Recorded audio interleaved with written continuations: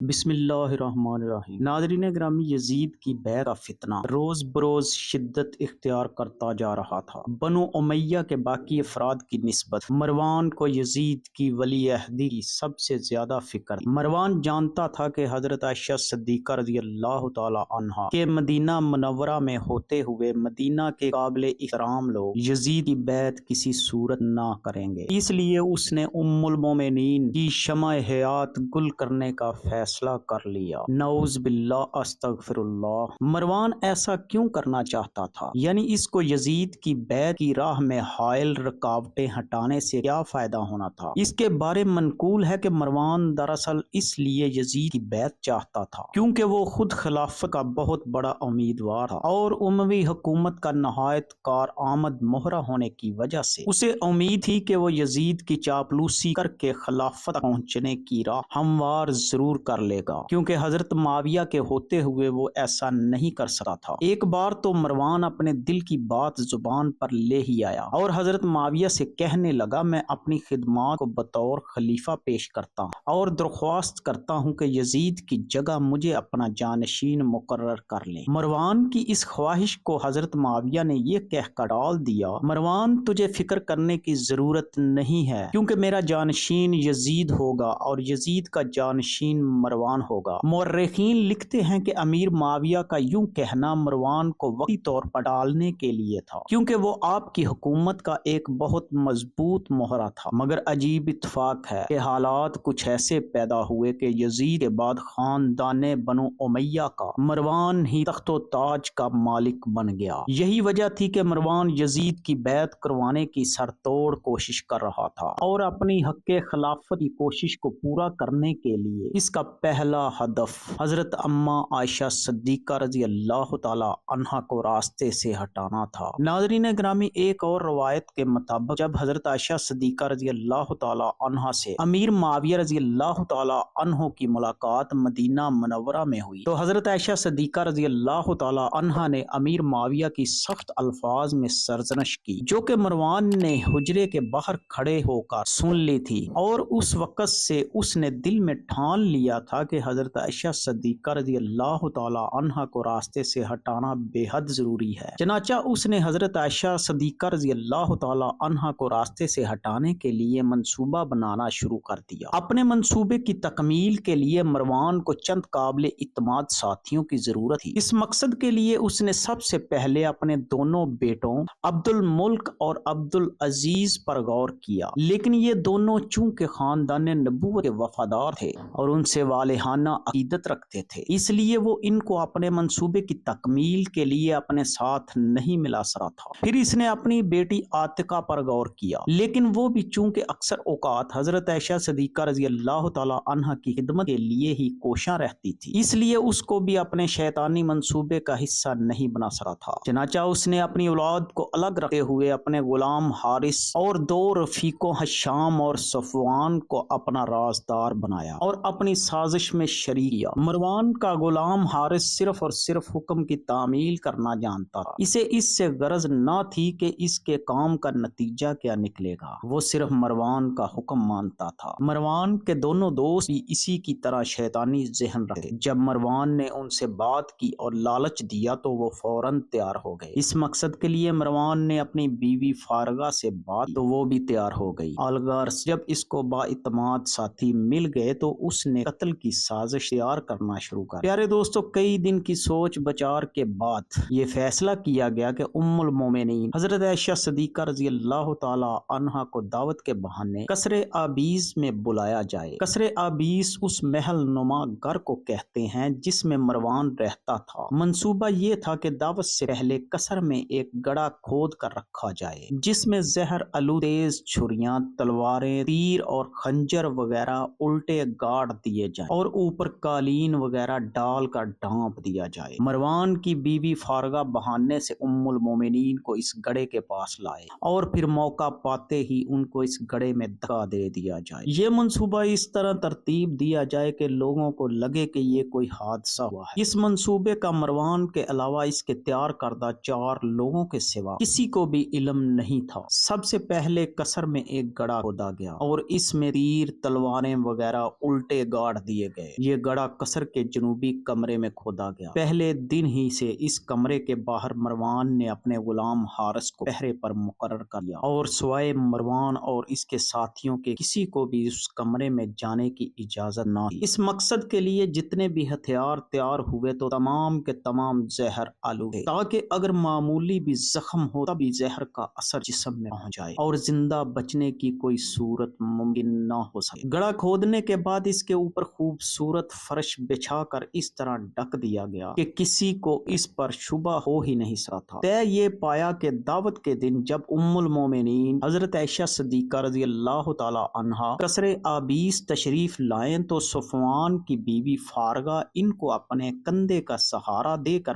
مسند تک لائے گی۔ مسند اس پوشیدہ گڑھے کے دوسری طرف لگائی گئی۔ چنانچہ جب حضرت عائشہ صدیقہ رضی اللہ تعالی عنہا فارغہ کے سہارے مسند کی طرف بڑھیں گی تو فارغہ گڑھے کے کنارے پہنچ کر اپنا کندھا کھینچ کر پیچھے ہٹ جائے گی اور ام المومنین حضرت عائشہ صدیقہ رضی اللہ تعالی عنہا کو گڑھے میں دھکا دے دیا جائے گا۔ پھر ام المومنین کے گڑھے میں گرتے ہی فارغہ اپنی ایک سہیلی ہندا کی مدد سے ام المومنین کو باہر نکالے اور صفوان اور حشام دم کی دم میں گڑھے کو مٹی سے بھر کے برابر کریں گے اور اس پر فرش بچھا دیں گے۔ اس طرح کسی کو معلوم ہی نہ ہو سکے گا کہ ام المومنین کیوں کر زخمی ہوئی تھی۔ استغفر اللہ، اللہ اکبر۔ پیارے دوستو، یہ شیطانی منصوبہ تیار ہوا تو اگلا مرحلہ ام المومنین حضرت عائشہ صدیقہ رضی اللہ تعالی عنہا کو دعوت کے بہانے قصر آبیس میں بلانے کا تھا۔ حضرت عائشہ صدیقہ رضی اللہ تعالی عنہا تو مروان سے سخت ناراض تھی اور اس سے کلام کرنا بھی پسند نہ کرتی تھی، اس لیے مروان نے اپنے بیٹے عبد الملک کے کندھے پر رکھ کر تیر چلایا۔ مروان نے اپنے بیٹے عبد الملک کو بلایا اور کہنے لگا، بیٹا، ام المومنین حضرت عائشہ صدیقہ رضی اللہ تعالی عنہا کافی عرصہ سے مجھ سے ناراض چلی آتی، تم اپنی بہن کے ساتھ ان کی خدمت میں حاضر ہو کر میری طرف سے انہیں سلام پیش کرو اور انہیں مدعو کر کے گھر پر لے آؤ۔ عبد الملک کو اپنے باپ کی اس بات پر تعجب ہوا، کیونکہ وہ جانتا تھا کہ میرا باپ مروان تو حضرت عائشہ صدیقہ رضی اللہ تعالی عنہا کا سخت مخالف تھا اور ان کی برائی کے لیے کوئی موقع ہاتھ سے جانے نہ دیتا تھا۔ اب یہ اچانک تبدیلی کیسے ممکن ہوئی؟ الغرض عبد الملک حیران بھی تھا اور خوش بھی کہ اللہ تعالیٰ نے میرے باپ کو ہدایت عطا فرمائی ہے۔ وہ اپنے باپ کی مکاری کو سمجھ نہ سکا اور کہنے لگا، بابا، آپ کا خیال بہت نیک ہے، ام المومنین حضرت عائشہ صدیقہ رضی اللہ تعالی عنہا واقعی آپ سے ناراض ہیں، پھر آپ انہیں خود مدعو کرنے کیوں نہیں جاتے؟ مروان نے کہا، افسوس، میں کیا کروں، مجھ سے اس قدر غلطیاں سرزد ہوئی ہیں کہ ان کے سامنے جاتے ہوئے شرم محسوس ہوتی ہے۔ تم اور تمہاری بہن دونوں کو حضرت عائشہ صدیقہ رضی اللہ تعالی عنہا پسند کرتی ہیں، اگر تم لوگ انہیں دعوت دو گے تو وہ ضرور آ جائیں، پھر میں ان سے قدموں میں گر کر معافی مانگ لوں گا۔ وہ دریا دل اور درگزر کرنے والی ہیں، امید ہے کہ وہ مجھے معاف کر دیں گے۔ مروان کی دغا بازی اور مکاری کی یہ حد تھی کہ مروان نے اپنے بیٹے اور بیٹی کو بھی دھوکا دیا اور یہ بھی نہ سوچا کہ اس واقعہ کے بعد دنیا ان دونوں کو کتنی لعنت و ملامت کرے۔ چنانچہ عبد الملک باپ سے فریب کھا گیا اور ام المومنین حضرت عائشہ صدیقہ رضی اللہ تعالی عنہا کو دعوت پر مدعو کرنے کے لیے جانے کو تیار ہو گیا۔ شام ہوئی تو عبد الملک اور اس کی بہن عاتقہ ام المومنین کی خدمت میں حاضر ہوئے۔ عبد الملک اپنے باپ کی مرضی کے خلاف اکثر ام المومنین کی خدمت میں سلام کے لیے جایا کرا تھا اور عاتقہ تو حضرت عائشہ صدیقہ رضی اللہ تعالی عنہا سے اس قدر مانوس تھی کہ ہر دوسرے تیسرے دن ان کے پاس ضرور جاتی تھی۔ حضرت عائشہ صدیقہ رضی اللہ تعالی عنہا بھی اسے بے حد چاہتی اور پیار کرتی۔ آپ کی عاتقہ سے محبت اس وجہ سے بھی کہ ایک مرتبہ اس نے اپنے جیب خرچ سے مسجد نبوی صلی اللہ علیہ وآلہ وسلم کا ایک دروازہ تعمیر کروایا تھا۔ جب دونوں بہن بھائی ان کی خدمت میں حاضر ہوئے تو وہ انکار نہ کر سکے اور مروان سے سخت مخالفت کے باوجود اس کے گھر یعنی قصر آبیس جانے پر رضامند ہو گئی۔ پیارے دوستو، یہ رمضان المبارک کا مہینہ تھا، اس لیے یہ طے ہوا کہ آپ 15 رمضان المبارک کو قصر پہنچیں اور روزہ وہیں افطار کریں گے۔ عبد الملک اور عاتقہ نے دعوت قبول کرنے پر حضرت عائشہ صدیقہ رضی اللہ تعالی عنہا کا بے حد شکر ادا کیا اور واپس جا کر یہ خوشخبری مروان کو سنا دی۔ مروان یہ سن کر ان سے بھی زیادہ خوش ہوا، کیونکہ اس کی خوشی کی وجہ کچھ اور وہ یہ تھی کہ اسے اپنا شیطانی منصوبہ کام کامیاب ہوتا دکھائی دے رہا۔ حضرت عائشہ صدیقہ رضی اللہ تعالی عنہا کی عمر مبارک اس وقت 66 سال سے کچھ اوپر ہو،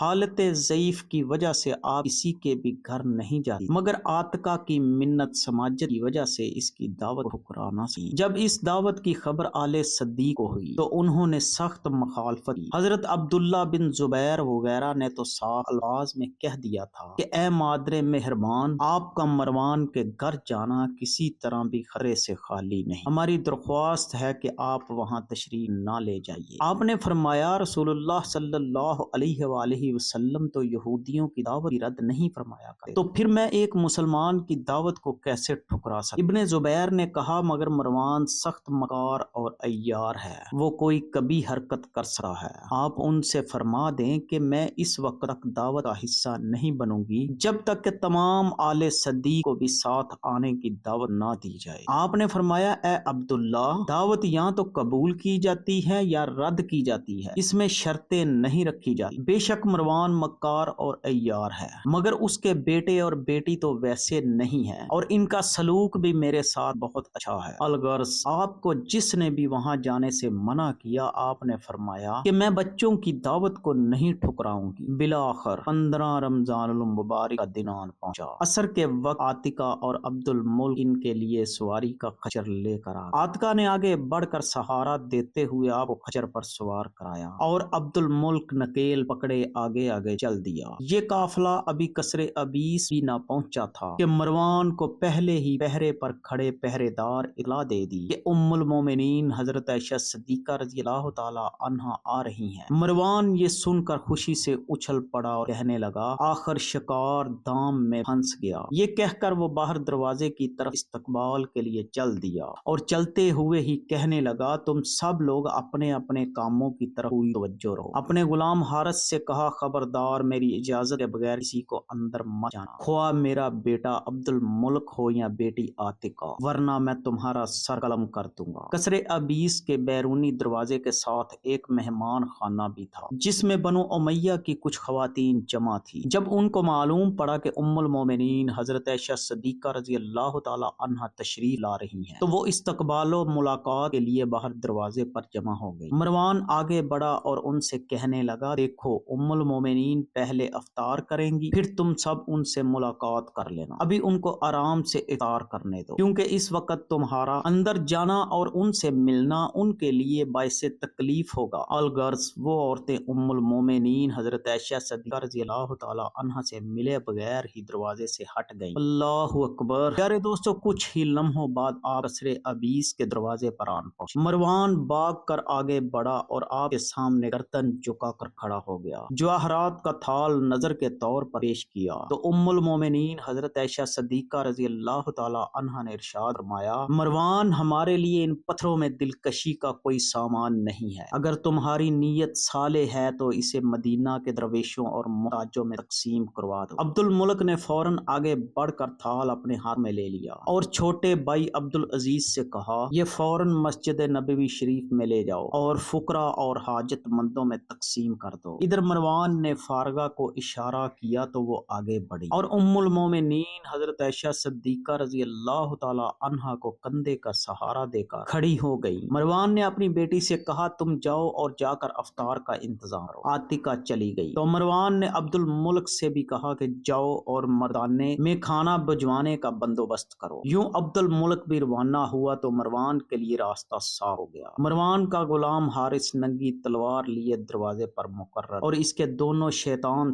دوست صفوان اور حشام قصر کے ایک کونے میں دب کے بیٹھے وقت کا انتظار کر رہے۔ مروان نے ام المومنین حضرت عائشہ صدیقہ رضی اللہ تعالی عنہا کو چلنے کا اشارہ تو آپ فارغہ کے کندھے کا سہارا لیے ہوئے مسند کی طرف روانہ۔ مروان خود دست بستہ آپ کے پیچھے پیچھے ہو لیا۔ حضرت عائشہ صدیقہ رضی اللہ تعالی عنہ نے ارشاد فرمایا اے مروان ہم سب ملک عدم کے راہی ہیں، ہمیں ایسا کوئی کام نہیں کرنا چاہیے جو اللہ و رسول صلی اللہ علیہ وآلہ وسلم آپ فقط اتنا ہی کہہ پائی کہ فارغہ نے گڑھے کے پاس پہنچ کر اپنا کندھا کھینچ لیا اور حضرت عائشہ صدیقہ رضی اللہ تعالی عنہا کو ذرا سا دھکا دیا جس سے آپ کمر کے بل گڑھے میں جا گری۔ اللہ اکبر، اللہ اکبر، استغفر اللہ۔ پیارے دوستو، گڑھے میں چونکہ تیز دار زہر آلود خنجر اور تلواریں گاڑی ہوئی تھی، فوراً آپ کے جسم اطہر میں پیوست ہو گئی۔ آپ نے درد میں کراہتے ہوئے فرمایا، اے بدبخت، تو نے یہ کیا کیا؟ زہر کا اثر اتنا شدید تھا کہ آپ پر فوراً بے ہوشی طاری ہو گئی۔ سورج غروب ہو چکا تھا، مسلمان مسجدوں گھروں میں روزہ افطار کر رہے، کسی کو کانوں کان خبر بھی نہ تھی کہ ام المومنین حضرت عائشہ صدیقہ رضی اللہ تعالی عنہا پر کیا قیامت برپا ہو گئی ہے۔ مروان نے اشارہ کیا تو فارغہ نے ہندا کی مدد سے آپ گڑھے سے نکالا۔ صفوان اور حشام نے فوراً گڑھے کو پور کر کے اس پر فرش بچھا دیا۔ دونوں شیطان عورتوں نے آپ کو نکال کر بستر پر لٹایا اور جھوٹ موٹ ان کی مرہم پٹی میں لگے۔ زخم اتنے گہرے نہیں تھے کیونکہ آپ کو زیادہ بلندی سے نہیں گرایا گیا،